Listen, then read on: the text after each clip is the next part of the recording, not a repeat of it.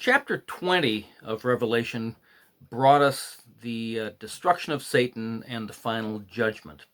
But that's not the end of the story, because chapters 21 and 22 show us the rest of the story, so to say, because Christ's second coming entails both resurrection of everybody, the judgment of everybody, both good and bad, and the inauguration of the new heaven and the new earth. And that is the subject of chapters 21 and 22. Now, when it says in chapter 21, verse 1, I saw a new heaven and a new earth, for the first heaven and the first earth passed away, and there is no longer any sea. The word new in Greek is kainos, which refers to something new in quality, as contrasted with that the outworn, the exhausted, and so on. And therefore, we see reference to the New Jerusalem. We saw earlier in chapters 2 and 3, people will receive a new name. A new song will be sung. We saw that in chapter 5 and 14. We have the new heaven and the new earth. And in Revelation 21, verse 5, it says, behold, I am making all things new. So this is not telling us that the new heavens and the new earth are going to be brought into existence out of nothing like the original creation, but rather that they possess a new character. And so in 2 Peter chapter 3, it talks about the burning of the earth. The picture that we're getting there is the earth is going to be purified by fire, just like gold or precious stones or precious metals are purified in the fire. All the evil will be burned out, but the good will be refined. I mean, and it's kind of like we talked about this in Revelation 18 when we looked at Mystery Babylon, because we all tend to love our own countries and our own cultures and so on and so forth. And that's why I asked the question when we were talking about that, do we really pray and rejoice that the world is being destroyed? Well, but remember, as we mentioned there, it is the sins and the iniquities come before God, not the good.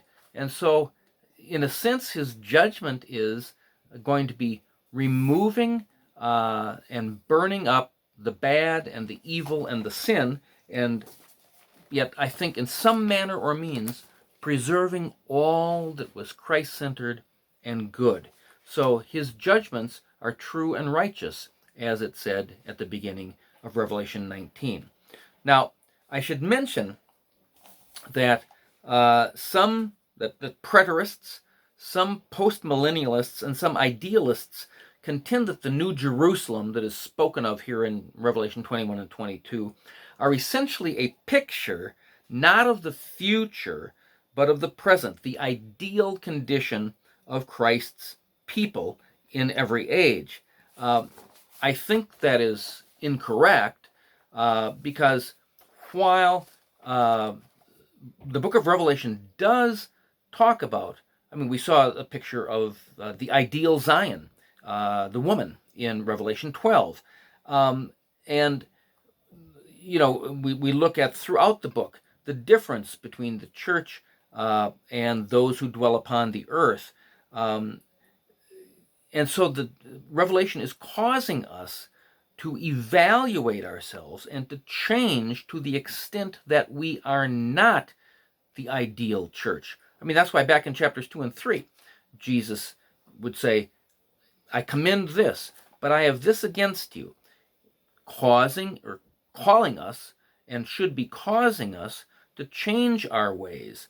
But I think more fundamentally, the book of Revelation does more than just describe the church as it is now, as the preterists would say, or certain idealists would say.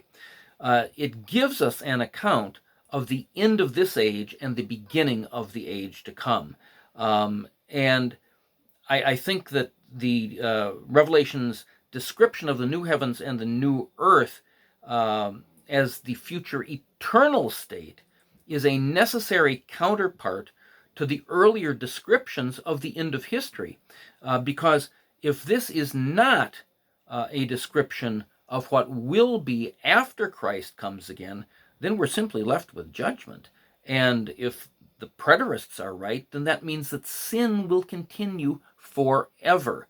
That cannot be. And we will see that later on in this lecture as we look through Revelation 21 and 22. Because if Revelation 21 and 22 do not describe in visionary form the age to come, then we would have no description of the age to come at all, but would be left at the point of final judgment. And it just seems to me, in a book that is designed to culminate God's story and bring conclusion to the entire Bible, that is highly unlikely. Because in this final section of the book, every threat to God's people, visible and invisible, spiritual and physical, is eliminated. All past hurts, sorrows, and regrets are wiped away, and everything is made new. There will no longer be injustice, sin, or discord, but there will be perfect holiness, joy, and harmony among people and between people and God. And that is not merely an idealization of the already. No, it is a description of the not yet of the kingdom. That's where we go back, as we mentioned maybe in the very first lecture. The kingdom has an already and a not yet aspect. Christ brought about the already of the kingdom. The powers of the age to come have invaded this world, but the kingdom has not yet been consummated. It's only here that really John is telling us what the consummation looks like. But we need to recognize that this consummation, again, is given in symbolic form. Now, the new heaven and the new earth that are talked about here in Revelation 21, they take place, they are inaugurated at the second coming of Christ. In Revelation 21, verse 5, it says, "He who sits on the throne said, 'Behold, I am making all things new.' And he said, 'Write these words, they are faithful and true.'" And in Revelation 21, verse 3, he says, "A loud voice came from the throne saying, 'Behold, the tabernacle of God is among men. He will dwell among them. They shall be his people, and God himself will be among them.'" So he's saying there is no longer going to be a separation. God is coming and will be among his people. That occurs at the second coming of Christ. And so what Revelation 21 and 22 do are to fulfill the New Testament promises that Christ's second coming brings with it the restoration of creation. You see, Christ, yes, he came to save people, individuals, but he did more. His plan was more than just saving individuals. His plan is nothing less than redeeming all of creation from the effects of sin. Because remember, way back in Genesis 3, when sin entered the world through the sin of Adam and Eve, it affected men, it affected women, it affected their relationships, but it also affected creation. Because God said, "Now you will toil, and the earth will bring forth weeds and thorns," and so on and so forth. And in Romans 8, Paul says, the entire creation is groaning, waiting for the redemption. So God's plan and what Christ accomplished and will accomplish when he comes again affects all of creation, not just individual salvation. And so as we look through these two chapters, we find here that while we saw references to what happens at the judgment and the second coming, both positive and negative, God's enemies are judged and God's people are vindicated. In Revelation 21 and 22, the focus is on the positive aspects of the second coming of Christ. And there's a subtle indication of that. You may recall back in Revelation 16, where he said in verse 17, the seventh angel poured out his bowl on the air, and in a loud voice that came out of the temple from the throne, saying, "It is done."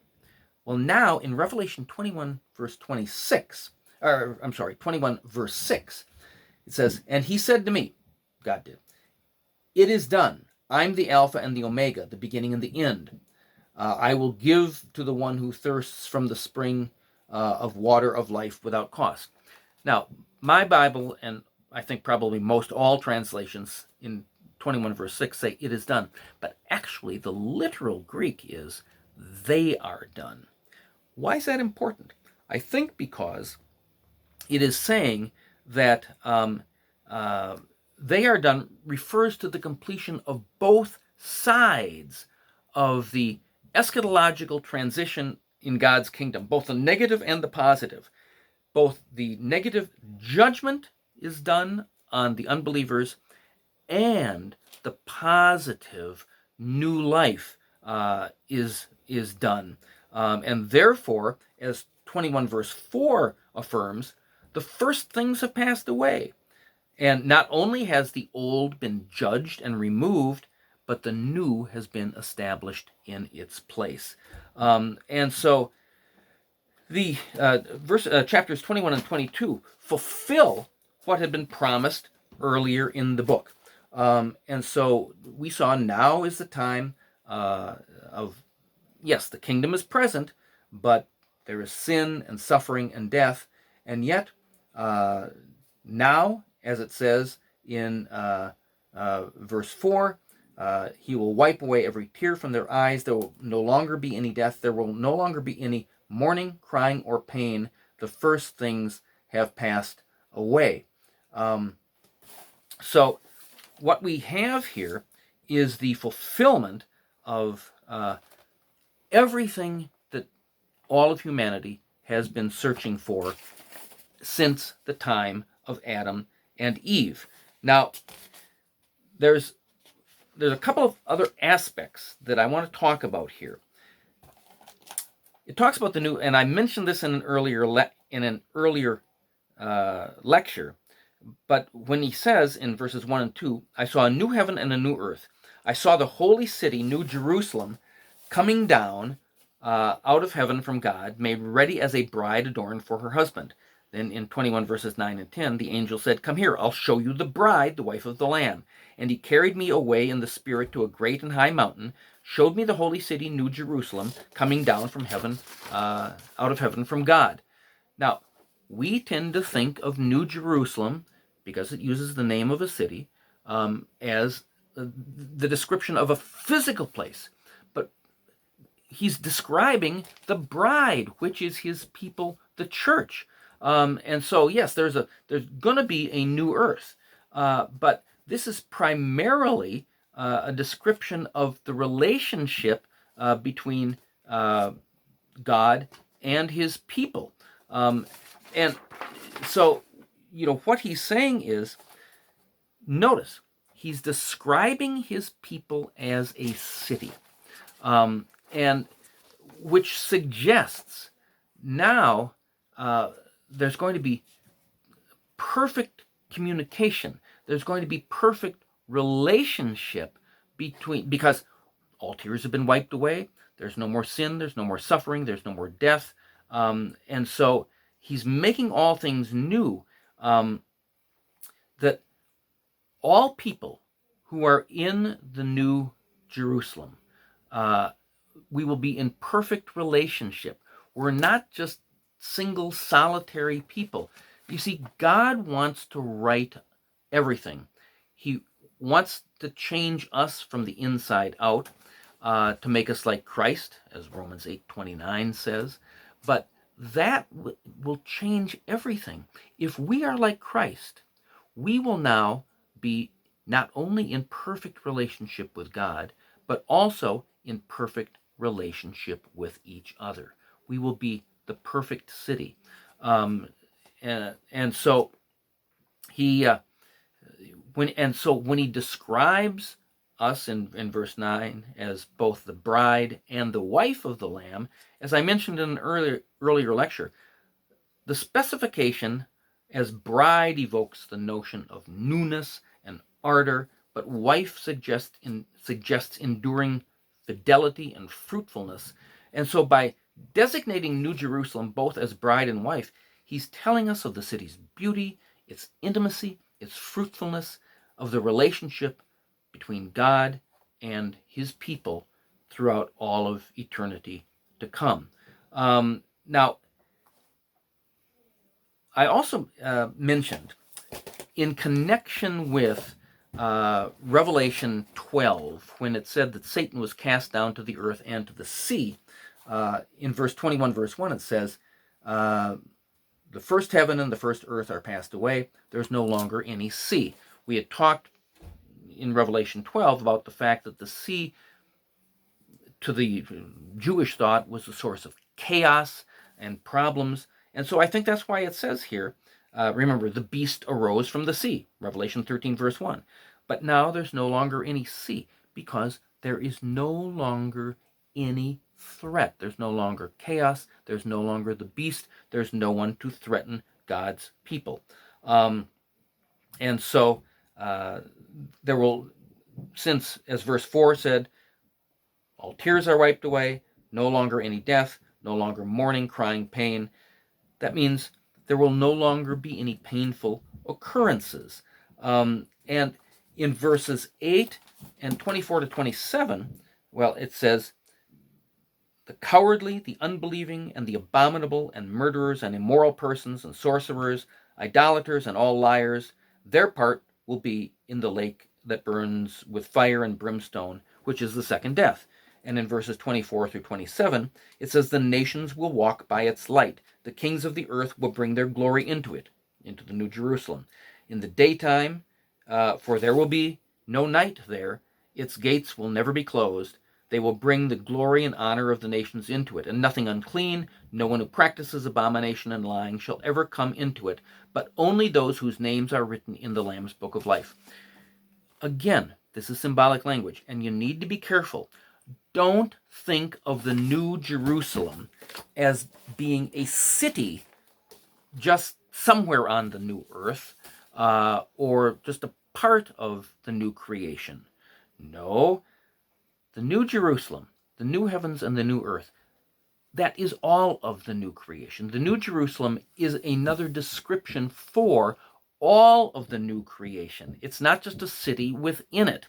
And you see, the only other places in the Old Testament where new heavens and new earth are talked about are in Isaiah 65 and Isaiah 66.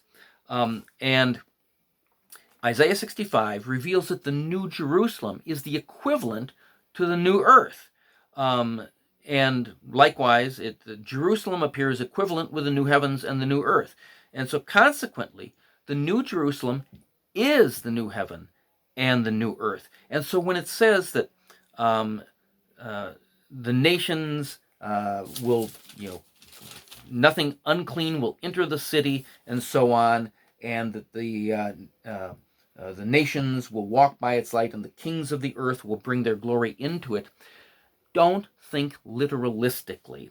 It is not as if there are nations somewhere outside of New Jerusalem and they can come into it. No, New Jerusalem is a figurative description for the entire new creation, new heavens and new earth. And because, as it said, everyone else is going to be in the lake of fire. There are no outsiders. It's only God's redeemed people who are part of the new creation. You've got to understand this is symbolic language, and it goes kind of contrary to our literalistic way of thinking. But the other thing that is being described here is when it says that I saw a new heaven and a new earth, in verse 21:1, for the new first heaven and first earth passed away, I saw the holy city coming down out of heaven from God. The picture this is telling me is, you see, God's plan from the beginning was to live in a holy place with his holy people. And he did that before the fall into sin. You may recall that in the Garden of Eden, in Genesis 3, verse 8, God was walking with Adam in the garden, but then sin occurred. And that caused a separation between God and man, and it caused a separation between earth and heaven. The picture that I'm getting being described of the new heaven and the new earth coming down out of heaven is that now, for all of eternity, heaven and earth are merged, okay? Because they are all holy, because all of the Satan, the beast, the false prophet, and all the evil people have been thrown into the lake of fire, which is the second death. Now, only holy people. It's only a holy place. It's not, and it says repeatedly that God is with us, that God is among his people. The tabernacle of God is among men. And it says that in verse 22, there is no temple in the New Jerusalem, for the Lord God, the Almighty, and the Lamb are the temple. You see, all the shadows, the physical temple has passed away. Now God is merged. He's with his people. So it's not that he's off in heaven and we're here on earth. It's a new heaven, a new earth, where we are one in perfect fellowship, and we will see him as he is. And it points out that the city, the nation will walk in its light, and in the daytime, for there is no night there. Again, it's the bad things are done in the night. Now, it says there'll be no sun or moon, for the glory of the Lord has illuminated it, and its lamp is the Lamb. So we're seeing a different thing. It's a new, close, personal, intimate relationship between God and people, and between people and each other. This kind of language that I've just been reading from Revelation 21, verses 24 through 26, it's alluding to Isaiah 60, which talks about the glorified Zion. So again, what John is doing is he's taking statements from the Old Testament and universalizing them. It's now not just about the nation of Israel or Mount Zion. It's talking about all of new creation. And so we see the things, we see a kind of a merger of what was lost in the garden reappears now forever. Revelation 22, verses 1 and 2, talk about the tree of life, which is along the river formed by the waters of life, is healing the nations. That doesn't imply that there are nations in the New Jerusalem that remain diseased or need healing. Instead, it's prophetic language which illustrates what is said in Revelation 22, verse 3, that there will no longer be any curse. Okay? So everything that happened as a result of the sin of Adam and Eve in the garden is totally reversed. There is no longer any curse. So the New Jerusalem is the consummation of God's eternal plan to dwell in a holy place with his holy people. But there's even more to it than this. Because in Revelation 21, again, this is some symbolic language, but it is talking about measuring the city. And it says, the city is laid out as a square, 21 verse 16. Its length is as great as its width, and he measured the city with the rod. Now my Bible says 1,500 miles. Its length, width, and height are equal.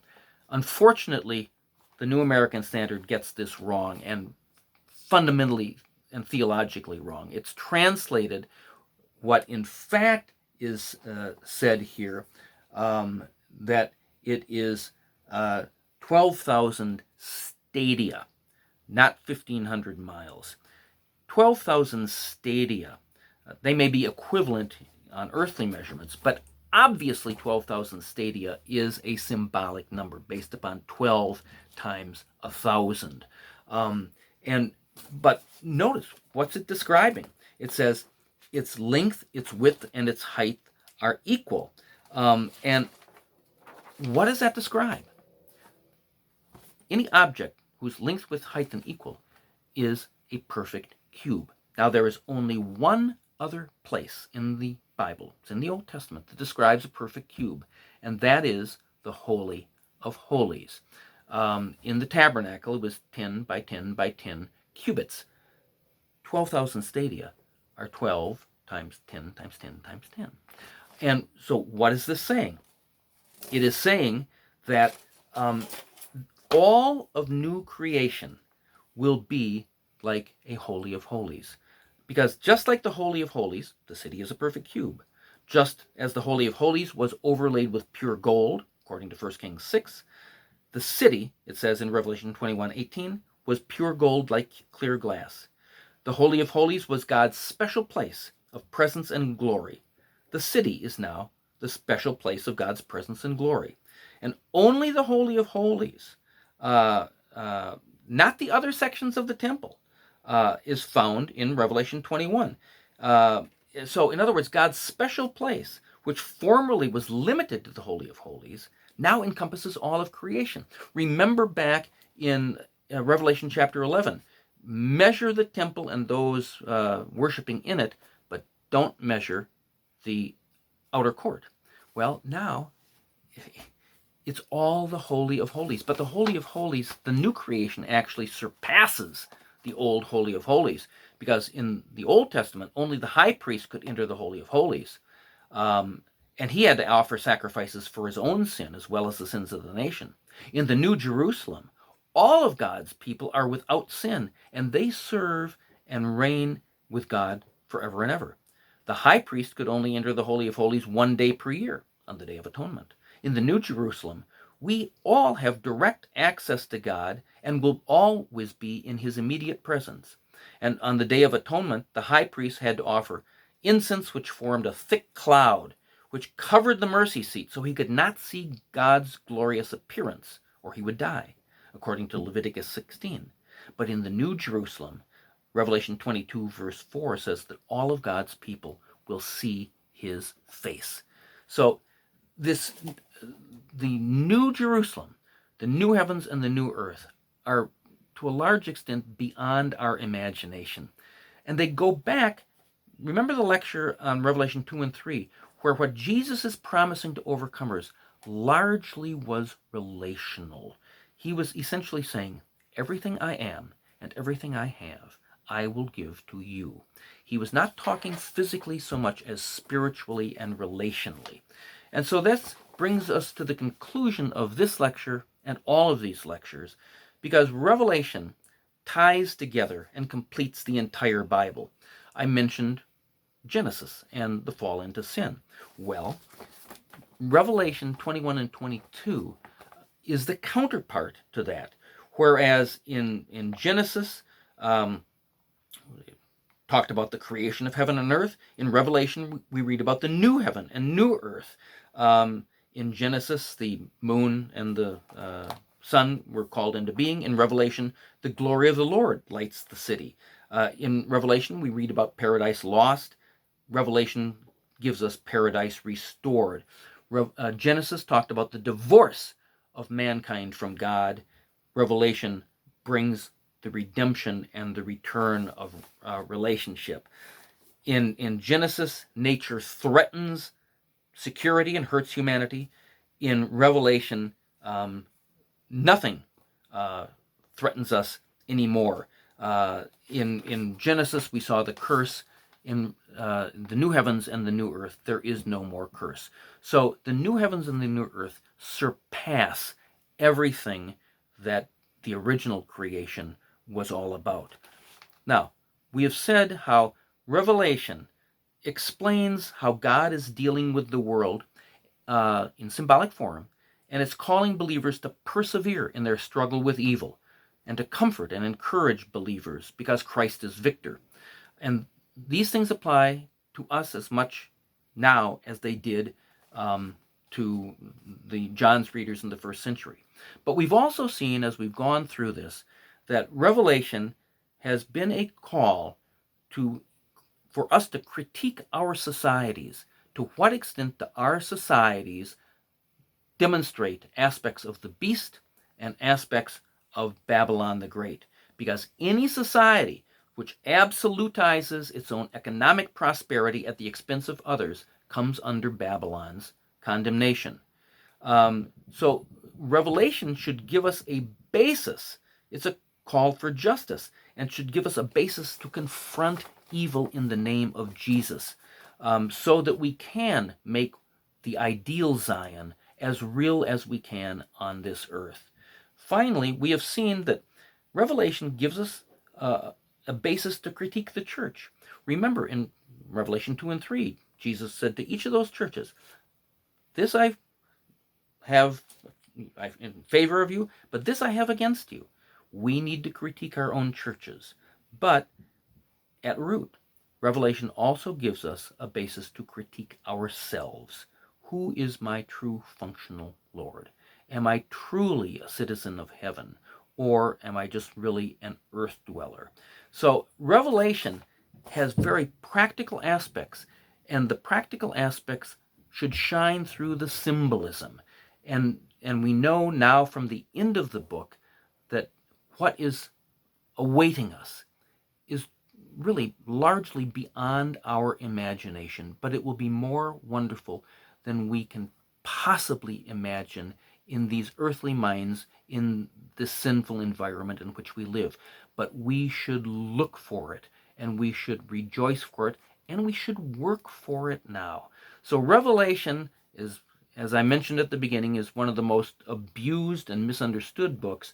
But when you think about it, John is telling the story of the struggle between Christ and Satan, between the church and the world, but he shows in all of these different sections the end from the beginning, how judgment and vindication are coming, and the end will be better than anything we could possibly imagine. So I thank you for watching and listening to these lectures. I commend our book on Revelation. Also, our book on biblical eschatology talks a lot about these things as well. So I commend these things. We have more details in the books. So I pray that you read them, think about them, meditate about them, pray about these things, and then try to work these things out in our own life so that we can be seen by people in our communities as true and faithful witnesses of